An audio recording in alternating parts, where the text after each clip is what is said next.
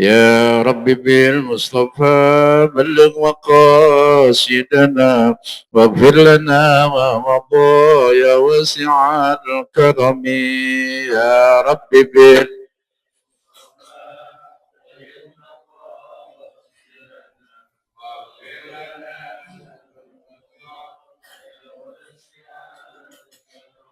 كالشمس تظهر العينين من بعد صغيرة وتكل طرف من يا رب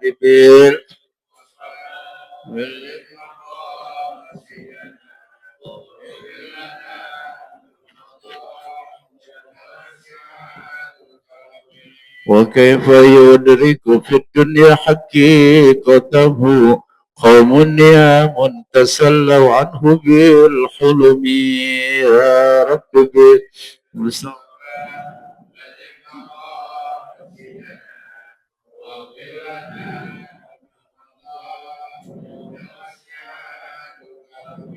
فمبلغ العلم فيه أنه بشر وأنه خير خلق الله كلهم يا رب بالمصطفى بلغ سيدنا واغفر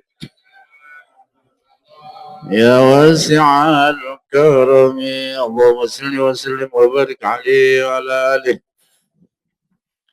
الفاتحة أن الله الكريم يفتح علينا فتوح العارفين ويفقهنا في الدين ويرزقنا كمال الإخلاص واليقين على هذه النية ولكل نية صالحة إلى حضرة النبي الفاتحة. أعوذ بالله من الشيطان الرجيم بسم الله الرحمن الرحيم الحمد لله رب العالمين الرحمن الرحيم مالك يوم الدين إياك نعبد وإياك نستعين اهدنا الصراط المستقيم صراط الذين أنعمت عليهم غير المغضوب عليهم ولا الضالين رب اغفر لنا ولوالدينا آمين. بسم الله الرحمن الرحيم الحمد لله رب العالمين والصلاة والسلام على أشرف الأنبياء والمرسلين سيدنا محمد وعلى آله وصحبه أجمعين. أما بعد قال المصنف رحمه الله تعالى وأدام النفع به وبعلومه وبكم في الدارين آمين. فبشرح لي صدري ويسر لي أمري واحلل عقدة من لساني يفقه قولي وسدد لساني واهد قلبي بحق سيدنا محمد صلى الله عليه وسلم. بسم الله الرحمن الرحيم. Setelah itu maka engkau kerjakan hajatmu itu. Ila akhirih, halaman 36. Para hadirin, para jamaah dan para pengurus yang saya hormati, alhamdulillah puji syukur kita panjatkan kehadirat Allah Subhanahu wa taala. Malam ini kembali kita hadir di majelis ilmu. Masih berbicara tentang adab setelah terbit matahari sampai tergelincir matahari. Artinya dari mulai waktu isyraq sampai nanti waktu zuhur apa yang harus kita lakukan. Kemarin kata pengarang, selesai kita sholat subuh, jangan pulang dulu sampai matahari itu terbit sekira-kira segala, seukuran satu tombak. Kemudian kita melaksanakan sholat sunnah isyraq namanya. Yang kata Nabi, siapa orang sholat subuhnya jamaah, kemudian dia duduk, dia zikir kepada Allah Ta'ala sampai masuk waktu isyraq, maka pahalanya adalah pahala haji dan umroh sempurna, sempurna, sempurna. Ya, udah diamalin belum itu?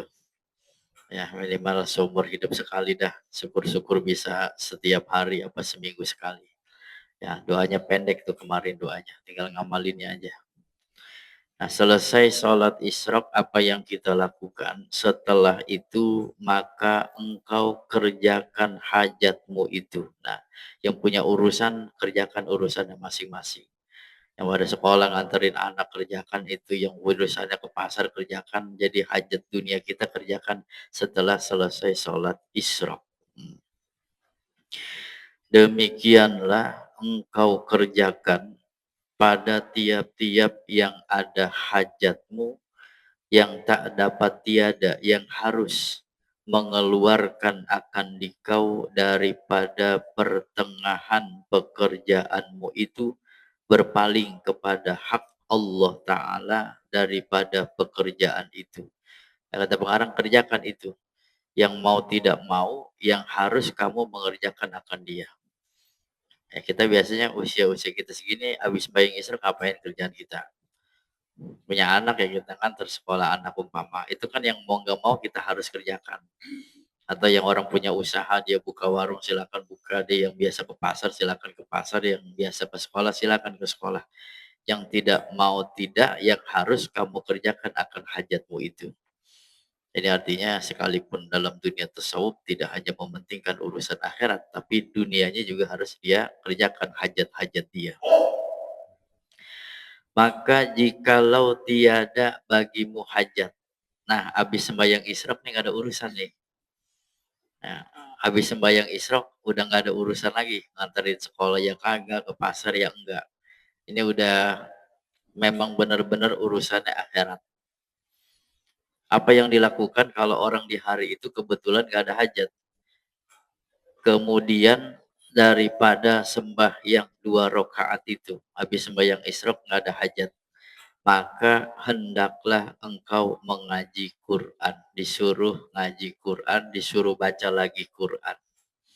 Makanya tadi tuh kemarin kalau mau begini bilang dulu sama bini, jangan habis sembahyang subuh bang, lu kemana? Habis sembahyang subuh nggak ada, pulang-pulang bisa jam 8, jam 9 baru pulang. Emang dia emang nggak ada urusan, makanya dia betah di masjid di musola. Apa yang dia lakukan? Ngaji Quran, baca Quran. Atau zikir, dia pakai itu buat zikir. Atau mengaji ilmu yang memberi manfaat kepada dunia dan akhiratnya. Itu waktunya dipakai. Jadi kalau orang selesai sembahyang isyraq, yang punya urusan dunianya beresin. Yang mau ke pasar segala macam silakan. Tapi kalau saat itu dia nggak ada hajat, nggak ada urusan, lebih bagus kata pengarang, dia tetap berada di tempat itu, masjid atau musola, dia boleh baca Quran, zikir, atau dia ngaji. Sesuatu yang memberi manfaat buat dunia dan akhirat dia. Ada nggak tuh begitu orang kira-kira? Ada nggak? Iya, luar biasa tuh. Habis isyraq gak pulang, dilanjutin zikirnya. Dilanjutin zikirnya. Biasanya kan kita habis subuh sama isyraq, udah rapi ngaji kan begitu. Ya habis sembahyang subuh kita zikir, baca Quran, isyraq ntar kita pulang. Ini mah enggak terus. Terus ini mah habis sembahyang subuh nunggu dia zikir segala macam, habis isyraq. Emang urusan lagi nggak ada, dia terus aja zikir. Dia terus aja baca Quran. Ya kelasnya kelas tinggi udah ini. Waliyun min auliyaillah. Udah kelasnya para kekasihnya Allah. Seperti yang lagi akan datang sebutannya itu. Nanti dijelaskan ya pada bab berikutnya. Itu orang habis subuh isyraq nggak pulang lagi, nggak ada hajat, dia terus ngaji, dia terus baca Quran, dia terus zikir. Apabila sampai sekira-kira 1/4 hari jam 9, ini jam 9 berarti dia masih di masjid nih. Dari jam berapa tuh berarti? Subuh jam berapa sekarang? 4:30. Taruh dah jam 4 dia udah nyampe masjid. Dari jam 4, 5, 6, 7, 8, 9, sampai jam 9 dia belum pulang. Kira-kira 1/4 hari, maka hendaklah engkau berbuat sembahyang duha 2 rakaat, yaitu sekurang-kurangnya. Ntar jam 9 kita kerjain yang namanya sholat duha. Paling kurang sembahyang duha 2 rakaat, paling kurang. Jamnya kapan? Jamnya kata ulama dari mulai habis isyraq 10 menit, 15 menit sampai sebelum masuk waktu zuhur itu masih boleh duha. Tapi berbicara masalah afdol, duha itu di 1/4 hari. Ulama mengatakan jam 9, paling bagusnya duha. Iya. Maka ini disebut dengan sholat awabin, sholat orang-orang yang kembalinya kepada Allah di pagi hari. Ya, jangan ditinggalin tuh duha. Kata orang ini sholat buat buat rezeki lah begitu, karena memang ada kaitannya nanti dengan doanya dengan rezeki. Minimal 2 rakaat, jangan sampai ditinggal. Mulai besok istiqomahin. Ya, mulai besok istiqomahin. Saya punya guru pesan di antara sholat sunnah yang jangan ditinggal kalau bisa itu tahajud sama duha. Kalau bisa tuh ya. Tahajud malam biar kata 2 rakaat, bangun biar kata berat, cuman kuliah sama kulu kalau bisa kerjakan lawan. Duha juga begitu, walaupun kita belum kelas 8 rakaat, 12 rakaat, minimal di pagi hari itu kerjakan 2 rakaat. Mulai besok istiqomahin. Mau apa kayak urusan, pokoknya giliran jam 9 saya harus ngadep Allah ini. Jam 8 saya ngadep bos, jam 10 saya ngadep bos, mau ngadep bos di antara segala bos, jam berapa? Jam 9 ketemu Allah. Gelar sejadah. Emang nggak bisa 4 rakaat, waktu sempit kerjakan 2 rakaat, jangan sampai ditinggal. Atau ia kerjakan 4 rakaat. Tuh. Jadi fikih itu ulama-ulama fikih membatasi sampai di sini nih di 4 rakaat kalau ngerjain paling banyak. Jadi paling kurang 2 rakaat, umumnya ulama fikih menganjurkan paling banyaknya 4 rakaat. Ya, enggak sunnah 4 rakaat dibikin satu salam. Sunnahnya 2 rakaat, 2 rakaat. 2 rakaat salam, 2 rakaat salam. Atau 6 rakaat. 6 rakaat tuh kelasnya udah tinggi lagi. Ya kelas orang awam 2 rakaat. Naik kelas 1 4 rakaat, naik kelas 2 6 rakaat kelasnya. Atau 8 rakaat. Nih ulama-ulama tasawuf biasanya ngerjain duhanya 8 rakaat. Bahkan ada yang tingkatannya paling tinggi, dia kerjakan duha setiap hari 12 rakaat. Kata Nabi, siapa orang yang sembahyang duha 12 rakaat, Allah bangunkan baginya rumah di dalam surga. Kerjain duhanya 12 rakaat. Kelas kita apa bukan itu kira-kira? Ya, jauh dah, ya. Mundur dah 8. 8 masih berat romannya. 6, 6 berat 4, 4 berat 2. Udah jangan pakai dipotong lagi dah udah. Udah 2 rakaat, kebangetan 2 rakaat udah. Iya udah. Mulai besok istiqomahin. Emang belum kelas kita 12, udah 2 dulu, ambil 2 pelan-pelan dulu. Terus kalau dia udah doyan, udah demen sembahyang tambahin 4. Kita nggak mau mandek di kelas 1 aja, pengen naik juga ke kelas 2, kelas 3. Udah doyan lagi 2, 4 besok tambah kelas 6. Ya nambah lagi, besok nambah lagi nanti di 8 rakaat. Udah doyan 12 rakaat. Pokoknya mau ada urusan apa, duha dulu rapiin. Orang kalau udah istiqomah begitu tuh. Ya nanti akan menghasilkan buahnya. Bagaimana pohon pisang itu bisa berbuah kalau main dicabut-cabut mulu, kagak istiqomah, mantep di tanah itu tuh dia tanam. Kan kalau dia nanam aja di situ istiqomah, lama-lama dia berbuah. Ya kalau dipindah-pindahin mulu gimana mau berbuahnya. Istiqomah juga begitu, akan lahir buahnya kalau dia nanti orangnya istiqomah. Ini yang berat. Maka Quran menggembirakan bagi orang yang istiqomah, jangan takut kalian. Wa absyiru bil jannati allati kuntum tu'adun. Allah udah janjikan buat kamu orang-orang yang istiqomah surga dengan apa yang sudah Allah janjikan kepadanya. Maka matinya juga tersenyum. Sebelum dia meninggal dunia udah diperlihatkan dulu surga ya di alam arwahnya. Makanya matinya tersenyum karena udah melihat surga. Nah, istiqomah besok mulai insya Allah ya. Kita bareng-bareng termalum bangun tahajud. Kalau berat 4, 6, 8 minimal 2 dulu usahain. Ya. Jadi mau hajat apa aja tuh cepet bener tuh di tahajud sama duha tuh. Sembahyang sunnah yang kata saya punya guru jangan ditinggalin itu. Yang lain satu ketika boleh aja kita tinggalin. Tapi kalau bisa jaga bener tahajud sama duha jangan ditinggalin. Karena sekalian yang bilangan yang tersebut pada rakaat itu bilangan 2 sampai 8 tersebut di dalam hadis Nabi Shallallahu alaihi wasallam ada dalilnya. Bahkan ulama-ulama tasawuf ngambilnya yang 12 tuh. Man bana siapa orang yang sholat duha 12 rakaat, Allah akan bangunkan bagi dia rumah di dalam surga. Sembahyang duhanya 12 rakaat. Enggak mampu udah kita ambil yang sedikit itu yang 2 rakaat daripada tidak sama sekali. Kira-kira yang kerja bisa gak sembahyang duha itu? Bisa gak Ustaz Antum tuh? Yang kerja gitu, yang kerja. Kalau yang ngajar mah bisa Ustaz Kafil lah ya. Bisa dulu, iya. Karena kan jam istirahat tuh kita tuh. Istirahat orang-orang anak pada sekolah pada jajan ya kita bisa ada tuh duha dipakai ya.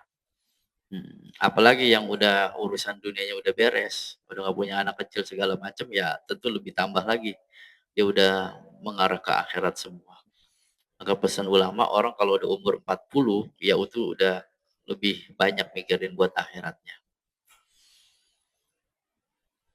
Bagaimana niatnya? Jika hendak engkau simpankan, engkau batasi kepada rokaat jua, inilah lafaz niatnya. Bayangnya 2 rakaat 2 rakaat, ya nggak disunahkan 4 rakaat 1 salam, apalagi dibikin 8 1 salam. Yang lebih bagus 2 rakaat 2 rakaat. Niatnya bayang duha. Usolli sunnatad duha rakaataini lillahi ta'ala Allahu akbar. Gampang niatnya. Usolli sunnatad duha rakaataini lillahi ta'ala. Takbir dalam hati, saya niat salat sunnat duha 2 rakaat karena Allah Ta'ala. Allahu akbar. Nah, karena ini memang ada tuntunannya dari Rasul, sehingga surahnya juga ditentukan. Enggak surah ini juga nggak apa-apa, boleh. Maka baca olehmu daripada rokaat yang pertama, kemudian daripada Fatihah surahnya wasyamsi waduhaha. Apal itu wasyamsi? Syamsi waduhaha wal qamari idza talaha, terus sampai habis wasyamsi waduhaha. Enggak apal, ya kulhu udah. Emang kelas kita kul ya. Kelas kuliah emang kelas kulhu. Enggak apa-apa begitu. Daripada enggak sama sekali. Tapi memang berbicara afdolnya wasyamsi waduhaha. Kayak sembahyang Jumat kan afdolnya sabihi sama al-atak kan begitu ya. Surah lain bukannya berarti nggak boleh, boleh-boleh aja. Dan engkau baca kemudian daripada rokaat yang kedua, kemudian daripada Fatihah walaili idza yaghsha. Di kita biasanya ada yang wadduha pasangannya tuh. Boleh wasamsi waduhaha rokaat pertama, ntar rokaat kedua wadduha. Atau wasamsi waduhaha rokaat kedua walaili idza yaghsha. Apa aja boleh udah itu. Itu dulu tuh mulainya tuh surahnya itu. Jadi kalau orang sembahyang duha yang berbicara masalah afdol kerjakan jam 9. Nanti surahnya habis Fatihah wasyamsi waduhaha rakaat pertama, rakaat kedua setelah Fatihah boleh baca wadduha, boleh baca walaili idza yaghsha. Pilih salah satu, boleh. Antara dia sembahyang rakaat ke apa nih, rakaat ketiga keempat, salam keduanya itu kuliah makulhu. Ya, ntar rakaat ke 5, 6, 7, 8 bebas. Sampai mau 12 rakaat boleh, bebas. Tapi yang 4 rakaat itu tuh dia disarankan oleh ulama wasyamsi waduhaha, wadduha atau walaili, kemudian kulha, kuliah dan kulhu. Itu di rakaat yang ke 2, 3, 4-nya itu, ya. Maka apabila selesai engkau daripada mengerjakan sembahyang 2 rakaat, ini zikirannya habis sembahyang duha. Wiridannya. Jadi habis sembahyang duha 2 rakaat atau 4 jangan langsung doa, tapi baca dulu wiridannya, zikirnya. Apa itu? Membanyak-banyakkan olehmu mengucap istighfar, biar banyak istighfar. Siapa orang yang lazimin istighfar, ja'alallahu lahu min kulli hammin faraja. Allah kasih dari setiap duka citanya kesenangan. Hidupnya nggak pernah susah. Duka cita selalu ada jalan keluarnya. Warzuqhu min haitsu la yahtasib, dan Allah kasih dia rezeki sesuatu yang dia nggak kira-kira. Banyakin istighfar. Ya, minimal 100 habis duha. Minimal 100 istighfarnya. Lagi nggak ngapa-ngapain, coba 1000 sekali. Sekali duduk. Istighfar itu luar biasa tuh. Dulu Hasan Al-Basri didatengin sama 3 orang. Ulama besar Sufi, Syekh Hasan Al-Basri didatengin oleh 3 orang. Satu orang datang ngadu permasalahannya. Permasalahannya apa? Dia udah lama nikah tapi nggak punya keturunan, nggak punya anak. Yang kedua datang lagi tuh. Yang kedua datang kalau nanem gitu nyawa kagak pernah berhasil, kekeringan mulu. Yang ketiga datang dunianya sempit susah. Duit kayak kagak mau nempel sama dia. Ngadu ke Hasan Al-Basri. Di tengah perjalanan mereka ketemu. Mereka ngobrol apa solusi dari Hasan Al-Basri. Kata mereka, solusi yang Hasan Al-Basri kasih buat saya adalah istighfar. Tiga-tiganya bingung, loh kok ini permasalahannya beda tapi dikasih jawabannya istighfar. Mereka ngadu bertiga ke rumah Hasan Al-Basri. Kata si Hasan Al-Basri, apakah kamu tidak baca di Quran itu ada ayat Faqultu astaghfiru rabbakum innahu kana ghaffara yursilis sama alaikum midroro yumditkum bi amwali wa banin, dan seterusnya. Jadi kata Hasan Al-Basri, kamu baca itu Quran. Di Quran itu ada ayat. Orang yang istighfar, kalau dia punya nanam segala macam kekeringan, perbanyak istighfar. Yang udah kawin sampai sekarang belum punya anak, banyakin istighfar. Yang duit sama dia kagak pernah nempel, itu bacain istighfar. Sama orang itu tuh diistiqomahin, gak lama kemudian semuanya berhasil. Yang nanam banyak apa nanamnya, kemudian yang nggak punya anak punya duit yang tadinya pada susah pada banyak. Istighfarnya sehari minimal 100. Rasulullah saja dalam satu riwayat saya istighfar